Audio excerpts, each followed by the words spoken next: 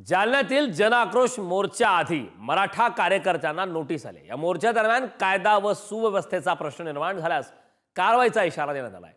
बीडमधील संतोष देशमुख हत्येच्या निषेधार्थ जालन्यात जनआक्रोश मोर्चा काढला जाणार आहे। जालन्याचे उपविभागीय पोलीस अधिकारी अनंत कुलकर्णी यांनी ही नोटीस बजावली। अरविंद देशमुख, अशोक पडुळ आणि विशंभर तिरुखेंना ही नोटीस बजावण्यात आलेली आहे।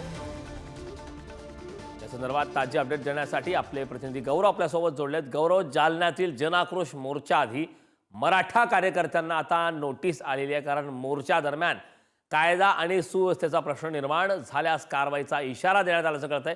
काय या संदर्भात सविस्तर माहिती गौरव?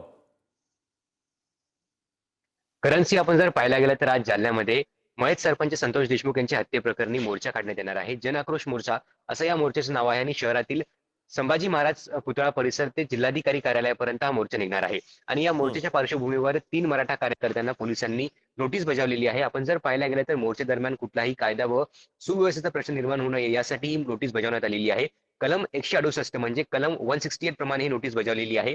जालन्याचे उपविभागीय पोलीस अधिकारी अनंत कुलकर्णी यांनी मराठा आंदोलक असलेले विशंभर तिरुके, अशोक पडुळ आणि अरविंद देशमुख या 3 मराठा कार्यकर्त्यांना नोटीस बजावलेली आहे। आपण जर पाहायला गेलं तर आज मोर्चा निघणार आहे आणि आजचा मोर्चा हा शांततेत काढावा अशी सूचना जी आहे ती मराठा कार्यकर्त्यांना देण्यात आलेली आहे। आणि मोर्चा दरम्यान कुठलाही कायदा व सुव्यवस्थेचा प्रश्न निर्माण झाल्यास कायदेशीर कारवाई करण्यात येईल असं देखील सांगण्यात आलेलं आहे।